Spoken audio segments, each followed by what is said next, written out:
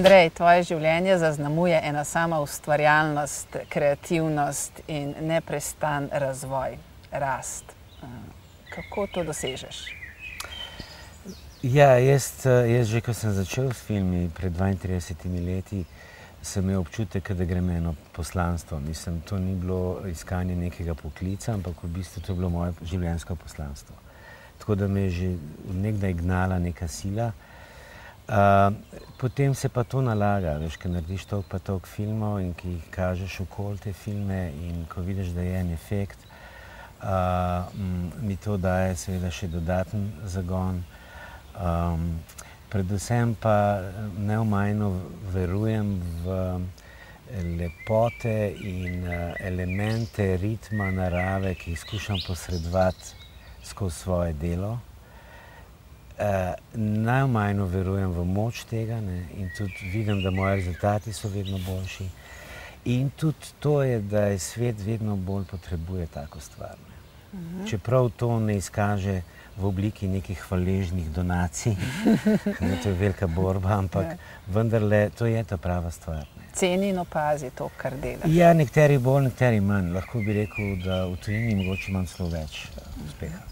Kako si sploh uspel zagotavljati svoj lasten razvoj, da si tako lahko napredoval in da si vse boljši, vse bolj kompleksne ideje in projektov, vse bolj kompleksnih projektov se lotevaš? Ja, jaz sem, prvič je to, če gremo čisto na začetek, ne, zelo pomembno je te eno spodbuja. Recimo, mene so starši spodbujali. Me nikoli niso pošiljali, a ne bi ti študiral nekaj konkretnega, da bo zaslužil, ampak so takoj spodbujali moj talent. Ne. Pa je pa seveda trdo delo.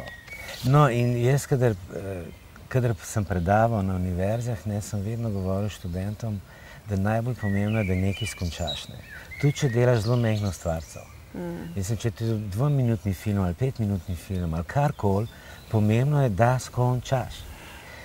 In večkrat ti stvari skončaš uspešno, zdaj, včasih je tudi neuspeh noter, ampak od tega se učimo, ne? Ampak dejstvo je, da nekaj zaključiš, ti daje to dodatno moč in dodatno trdnost, da lahko večje izzive ugrizneš in tudi sprovedeš. Ne? Tako da v bistvu je delo in še delo, in pa vedno ta predanost, ki nekje generira te moči. Ne?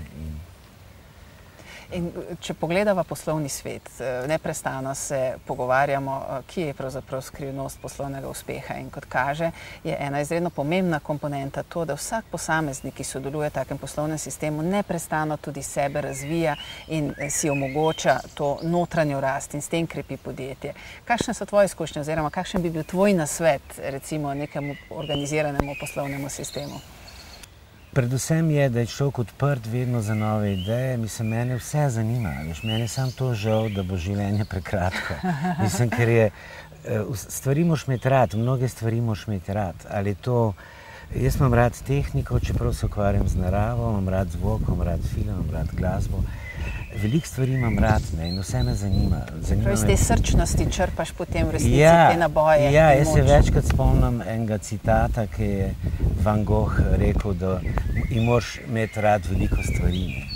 In tega se večkrat spomnim, ker v bistvu s tem, da si ti res intimno z nečem se ukvarjaš, potem tudi se bolj detaljno ukvarjaš in več iz tega dobiš in tudi kakšne vpoglede, ki jih prej nisem imel. Tvoj najnovejši projekt je projekt o gozdu. Kaj tebi gozd pomeni? Pa jaz ne vem, mislim, gozd je to je cel univerzum. Ne? Mislim, gozd je zibelka vode, je ena skupina v bistvu individualnih življenj, vsako drevo v bistvu lahko gledaš kot eno osebek. Gozd je en ciklus življenjskega kroženja, energije, gozd daje, sproducira zrak, ki ga dihamo in tako naprej. Tukaj je toliko tega noter. In jaz že pravzaprav 15 let nazaj sem naredil en predlog za gozd, ampak pol ni bilo zrelo, pa se je šele zgodilo 2001, ne, da sem konkretno začel. Ampak to se pravi, jaz tudi veliko študiram tudi znanstvene zadeve okoli gozda, gozdarstvo, botanika, pa tako naprej. Ampak, ko grem pa snemati, pa dejansko vse skupaj stran vržem. Mislim, čez ramo, ker potem se moraš pa res posvetiti in poslušati, kaj ti gost govori in ves ta ropot iz glave ven dati. In je kakšno posebno sporočilo, ki bi ga delil z nami, ki nam ga gost sporoča? Ja, mislim, gost in vsa narava, pomembno sporočilo tega je, da če se res poglobimo v to, je, da kliče po notranji umiritvi. In danes imamo vsi nekje pregrete možgane, preveč je impulzov, ampak to nekega balasta v okviru, ne vem, brutalnih reklam, vseh mogočih televizijskih kanalov, kjer žal je veliko preveč nasilja in teh zelo v bistvu negativnih stvari. Skratka, bombardirani smo z enim ropotom in nimamo več momenta, da bi prebavili gotove stvari. Tišine. Ja, in ta tišina, se to bo verjetno tudi vsak poslovnež lahko povedal, to ti da potem spet lahko kakšen vpogled, pa daš dve stvari skupaj, glede nečesa, ki nima veze z naravo, ampak kar se tiče tvojega dela, vodenja firme ali karkoli. Skratka, to je en model in prvič je en model že tako ali pa tako,